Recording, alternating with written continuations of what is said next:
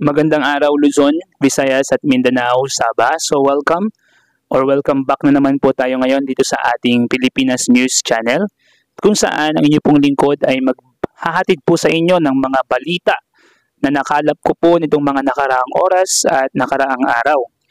So ito po ay walang hanggan, okay, na pagbabatikos or issues tungkol po kay Vice President Sara Duterte, mga kababayan. So sabi po dito sa Facebook page ng People's Tonight, sinabi po dito, sabi ni Vice President Sara Duterte nang i-rate ang pagganap ni Pangulong Ferdinand Romualdez Marcos Jr. bilang punong ehekutibo or executive ng bansa, rank 10 is the highest, 1 ang rating ko sa kanya.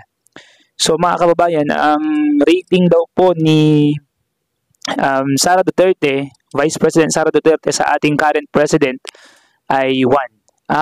Sa tingin ko po, hindi po ito, wala po itong basehan na rating. Kasi po kahit paano ang Pangulo, mayroon naman pong ginagawa. Okay, hindi naman po siguro po pwede na 1 ang ginawa ng isang president. Okay, meron po siyang budget, meron po siyang power, meron siyang kakayanan na gumawa ng mga bagay-bagay. So, impossible po yung 1 na as in lowest yung ibibigay mo. Kung ang iyong basihan ay yung ginagawa niya ngayon, kahit papaano medyo mataas po ang ratings ni President Bongbong Marcos sa mga tao ngayon.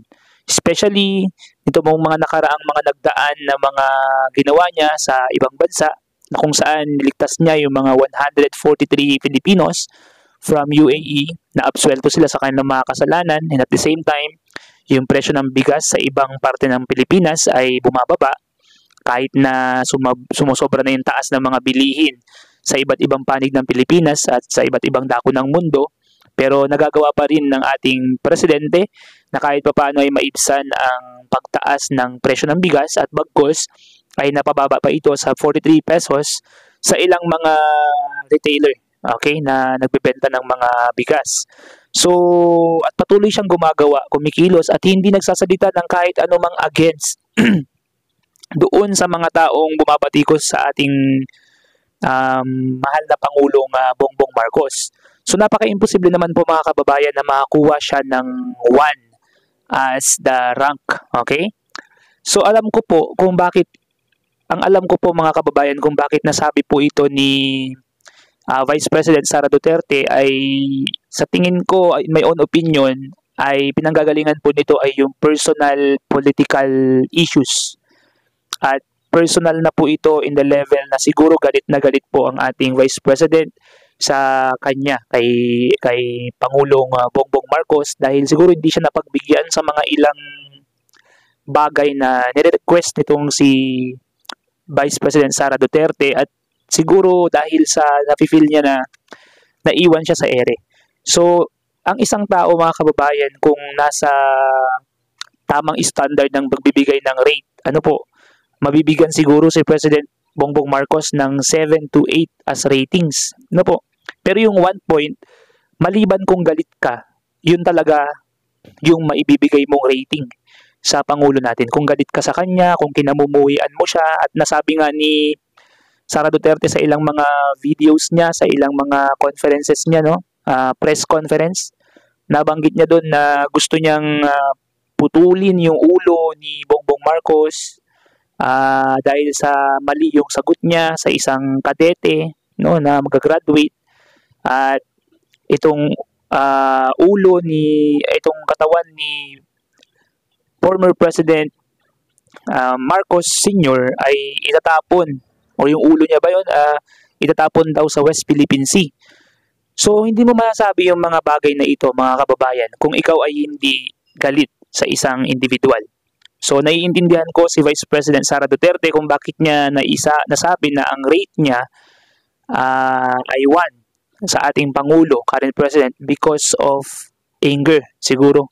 And because of some personal level of issues na silang dalawa lang yun nakakaalam. At dahan-dahan nga ipinapaalam sa atin ito ni Vice President Sara Duterte. Sabi dito, iba naman ang resulta ng survey ng iba't ibang prestihiyosong research companies kung saan pataas ang rating ng Pangulo at pababa ang kay Duterte. So dito mga kababayan, mapansin po ninyo yung mga prestigiyoso, ibig sabihin mga prestigious, mga standard companies na gumagawa ng survey at mga trusted and credible and accredited po sila.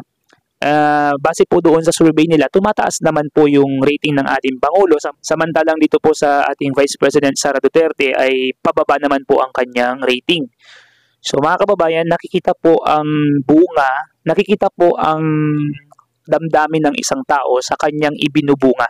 At yan po ay biblically written. Ano po, nasa Bible po natin yan na kung saan, kung ano yung naipapakita mo, yun yung nasa isip at nasa puso mo. Okay? So, mga kababayan, malalaman po natin, nalalaman na po natin ngayon sa social media, sa mga balita, kung ano yung pag-uugaling meron yung mga political officials po natin ngayon, yung mga official po natin sa gobyerno. Ako po, personally, humahanga po ako sa ating current President Bongbong Marcos dahil sa kabila ng mga masasakit, personal na salitang binibitawan ng ating Vice President at nakakalungkot man po itong isipin na nabibitawan po niya ito, ay hindi pa rin po nagsasalita against the Dutertes. Ito pong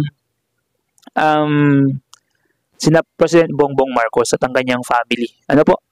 Pero si Bongbong Marcos po, personally, hindi po siya nagsalita ng kahit ano na laban po sa kanyang kapwa. So far na oobserbahan po natin siya sa pagiging pangulo niya sa bansa natin. Kung meron man, siguro yun yung mga deserving na makarinig or makatikim ng pananalita ni Bongbong Marcos. So far po, maganda po yung pinapakitang galawan ni President Bongbong Marcos. So ito nga po yung isang post, no? Sa People's Tonight pa rin, iniisip mga gutom versus gumagastos ng 250,000 day sa renta. So yun nga po mga kababayan, yung pong issue ng ginastos ni Sara Duterte. Ang sabi niya po dito ni Vice President Sara Duterte, ang importante dyan, yung nararamdaman ng taong bayan, yung bansa. Dami mong oras, hindi ba dapat iniisip mo lang yung mga taong gutom? So yun po yung sinabi niya. Pero dito po sa sinabi naman po, no, sa December 21 to 31, 2022, Office of the Vice President nagrenta ng 34 safe houses sa loob ng 11 or 11 araw noong 2022 na nagkakahalaga ng 90,000 hanggang 250,000 kada araw bawat isa. Ayon sa mga dokumentong isinumite ni VP Sara Duterte sa COA.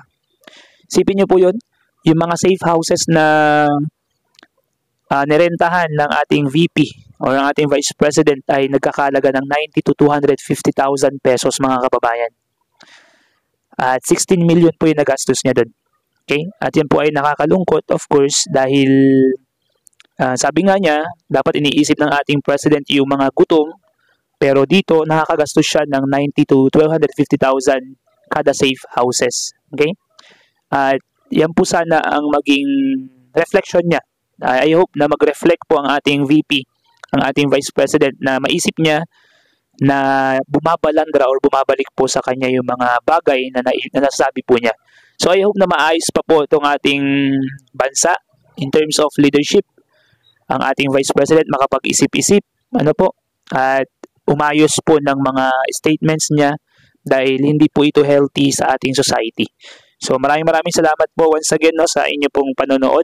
Yan po yung ating balita sa ngayon sa mga oras na ito.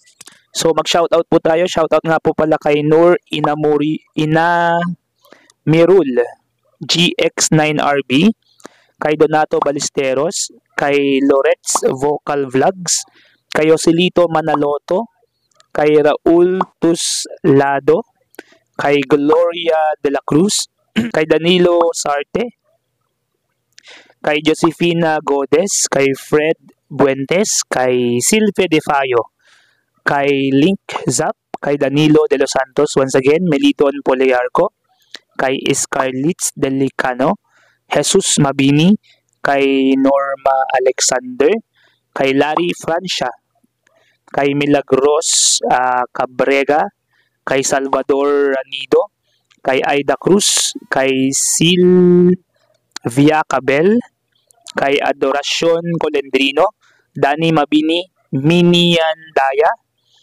kay Reynaldo Marcos, kay Alberto Canote, kay Smiling Piano, kay Felix Bertolo Flores, kay Rading Sato, kay Remy Tulio, kay Jeremiah Selentorio, kay Agatha Enad, at sa inyo pong lahat mga kababayan. Shout out po sa inyong lahat. So kung gusto po ninyong mag-comment tungkol po sa mga nararamdaman po ninyo sa news na ito, may comment lang po kayo dyan sa baba. At kung gusto po ninyo ng mga ganitong klase ng contents and updates, mag-subscribe na po kayo at paki-like naman po ang video na to para masuportahan po ninyo yung channel po natin na umunlad pa, lumago pa, at magpakita pa sa ilang mga manonood at malaman po nila yung mga issue na kinakaharap po ng ating bansa sa mga oras na ito. Once again, this is Pilipinas News Channel. Peace out.